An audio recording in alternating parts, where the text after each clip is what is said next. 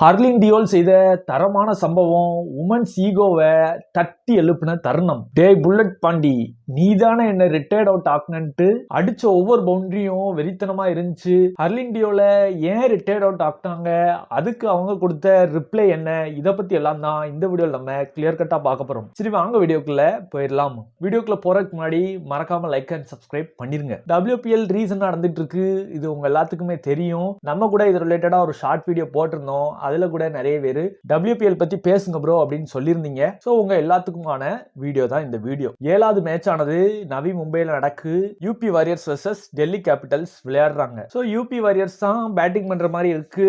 ஓபனர்ஸா கிரண் நவ்கிரேயும் மெக்லானினும் இறங்குறாங்க. கிரண் நவ்கிரேயும் ஏமா உனக்கு என்னதாமா ஆச்சுங்கிற மாதிரி தான் விளையாடிட்டு இருக்காங்க. ஏன்னா நிறைய சான்சஸ் கொடுக்குறாங்க. கொடுக்குற சான்சஸை யூட்டிலைஸ் பண்ண இந்த அம்மாவால முடியல. இது ஒரு பக்கம் போயிட்டு இருந்தாலும் இன்னொரு பக்கம் கேப்டன் மெக்லானி ஒரு டீசன்ட் 54 எடுத்து அவுட் ஆயிருந்தாங்க. அதுக்கப்புறம் வந்த லிச்ஃபீல்டும் 27 ரன்ஸ் எடுத்திருந்தாங்க. பேட்டிங்ல அன்னைக்கு அடிக்கலனாலும் ஃபீல்டிங்ல இவங்க ஒரு 10 ரன்னை தடுத்துடுறாங்க. சோ லிச்ஃபீல்ட் ஒன் டவுன்ல நல்ல பெர்ஃபார்மன்ஸஸே யூபி வாரியர்ஸ்க்கு கொடுத்துட்டு இருக்காங்க. அதுக்கப்புறம் தான் நம்ம சினிமாவே ஸ்டார்ட் ஆகுதுங்கிற மாதிரி ஹர்லின் டியோல் 47 ரன்கள்ல விளையாடிட்டு இருக்காங்க.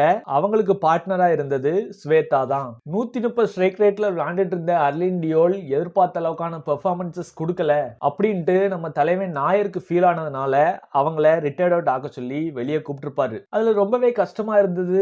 ஹர்லின் டியோல் என்னையா கூப்பிடுறீங்கன்ட்டு ஒரு ஆக்ஷன் பண்ணியிருந்திருப்பாங்க. அது பர்சனலா ஆஸ் அ ஹியூமன் பீயிங்கா எனக்கு கஷ்டமா இருந்துச்சு. 47 ரன்ல அவுட் ஆயிருந்தாலே அவ்வளவு கஷ்டமா இருக்கும். ஏன்னா அந்த 50ங்கிற மைல் ஸ்டோனை கம்ப்ளீட் பண்ணா கொஞ்சம் ரிலாக்ஸ்டா இருக்கும். இல்லாம 47 ரன்ல அவுட் ஆயிருந்தாலே கஷ்டமா இருக்கும். இப்படி ஒரு சிச்சுவேஷன்ல ரிட்டையர்ட் அவுட் ஆக சொன்னது பர்சனலா எனக்கு ஹர்ட்டிங்காக இருந்துச்சு. அடுத்த பேட்டரா வந்த க்ளோயி ட்ரையான் இன்னைக்கு ஒரு சம்பவம் பண்ண போறாங்க நினைச்சா ஸ்ரீசரணி அவங்கள சம்பவம் பண்ணி விட்டுருப்பாங்க. 3 ரன்லயே க்ளோயி ட்ரையான் அவுட் ஆயிருந்திருப்பாங்க. அடுத்து வந்த பேட்டர்ஸ் எல்லாமே 1 ரன்கள் 2 ரன்கள் எடுத்து யூபி வாரியர்ஸ் மொத்தமா 154 ரன்கள் மட்டும்தான் அடிச்சிருந்திருப்பாங்க. அதுக்கப்புறம் டெல்லி கேபிட்டல்ஸ் பேட் பண்ணுவாங்க.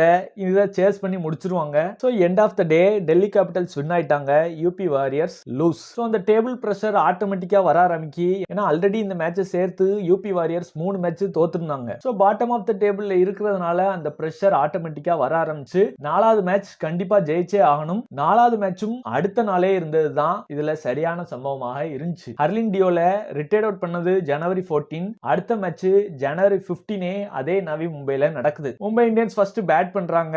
20 ஓவர்ஸ்க்கு 161 ரன்கள் மும்பை இந்தியன்ஸ் அடிக்கிறாங்க. சோ 162 ரன்கள் அடிச்சா வின்னு. ஆஸ் யூசுவல் ஓபனர்ஸா மெக்லானிங்கும் கிரண் நவ்கிரேயும் வராங்க. கிரண் நவ்கிரே இந்த மேட்ச்லயும் பெரிய அளவுக்கு படல. மெக்லானிங்கும் ஸ்கோரை ஏத்துறதுக்கு ட்ரை பண்ணிட்டு இருக்காங்க. எவ்வளவுதான் அவங்க ட்ரை பண்ணாலும் ஸ்ட்ரைக் ரேட் பிலோ 100 தான் இருக்கு. இதை பார்த்த நம்ம நாட் சிவர் பிரெண்ட் கேப்டனே ரிட்டையர்ட் அவுட் பண்ணாலும் பண்ணிடுவாங்க. சோ அதுக்குள்ள நம்ம விக்கெட் எடுத்துருவோம்ட்டு மெக்லானினையும் எடுக்கிறாங்க, கிரண் நவ்கிரேயும் ஒரே ஓவர்லயே எடுக்கிறாங்க. அடுத்ததுதான் வந்தா விநாயக்குங்கிற மாதிரி அக்கா ஹர்லின் டியோல் வந்து ஃபேஸ் பண்ண ஃபர்ஸ்ட் பாலே ஒரு பவுண்டரி அடிக்கிறாங்க. சோ அவங்க ஃபேஸ் பண்ண 3 பாலையும் தொடர்ந்து பவுண்டரிஸ் அடிக்கிறாங்க. ஒட்டுமொத்தமா இந்த மேட்ச்ல 12 பவுண்டரிஸ் அடிச்சிருந்தாங்க.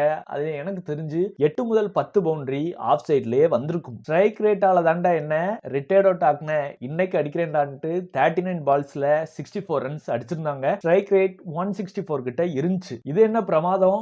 இதை விட ஸ்பெஷல் ஐட்டம் ஒண்ணு என்னன்னு பாத்தீங்கன்னா நம்ம க்ளோயி ட்ரையான் அடிச்ச அந்த 27 ரன்ஸ் தான். ஃபர்ஸ்ட் மேட்ச்ல இவங்க நல்லா பெர்ஃபார்ம் பண்ணணும்னு நினைச்சுதான் நம்மளோட டியோல ரிட்டையர்ட் அவுட் பண்ணியிருந்திருப்பாங்க. சோ இந்த மேட்ச்ல க்ளோயி ட்ரையான் வந்து 11 பால்கள்ல 27 ரன்கள் அடிச்சு 245 ரன் ஸ்ட்ரைக் ரேட்ல விளையாடி யூபி வாரியர்ஸையும் வின்னுக்கு கொண்டு போயிருந்திருப்பாங்க. யூபி வாரியர்ஸ்க்கு இந்த வின் ஆனது நல்லாவே அமைஞ்சு. இன்ஃபேக்ட் 18.1 ஓவர்ஸ்லயே அவங்க வின்னும் பண்ணிட்டாங்க. சோ யூபி வாரியர்ஸ் இந்த டோர்னமெண்ட்ல அவங்களோட முதல் வின்னை பதிவு பண்றாங்க. அதுக்கப்புறமா பேசின ஹெட் கோச் ஆன நம்மளோட அபிஷேக் நாயரும் அவரோட ஒப்பீனியனை ஷேர் பண்ணியிருந்தாரு. அது பெரிய அளவுக்கு ஏத்துக்கிற மாதிரி இல்ல. அந்த ஸ்கிரீன்ஷாட்டையும் நான் உங்களுக்கு அட்டாச் பண்றேன், பாஸ் பண்ணி வேணா பாத்துக்கோங்க. சோ அக்கா ஹர்லின் டியோலோட பெர்ஃபார்மன்ஸ் பத்தி நீங்க என்ன நினைக்கிறீங்க? இன்னும் WPL ரிலேட்டட் கண்டென்ட்ஸ் வேணும்னு நினைச்சீங்கன்னா மறக்காம அது ரிலேட்டடா கமெண்ட் பண்ணுங்க. அதை பத்தியும் நம்ம கிளியரா பார்ப்போம். எல்லாரும் வீடியோ பார்த்ததுக்கு நன்றி. தேங்க்ஸ் ஃபார் வாட்சிங். இன்னொரு சந்திப்போம். நன்றி, வணக்கம், பை.